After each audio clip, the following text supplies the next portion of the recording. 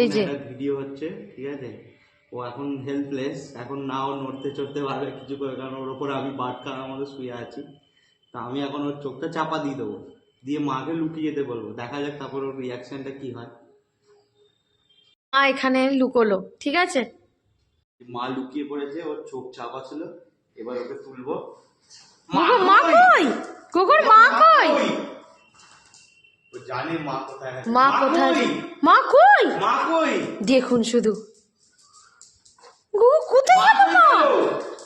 মা কোথায়? মা কই? ও ধরে নিয়েছে কি? এখানে কি মা আছে? এই দরজার ভেতরে মা আছে? মা কই? এই দেখুন এইখানে মা। ও ঠিক ধরে নিল যে এইখানে মা।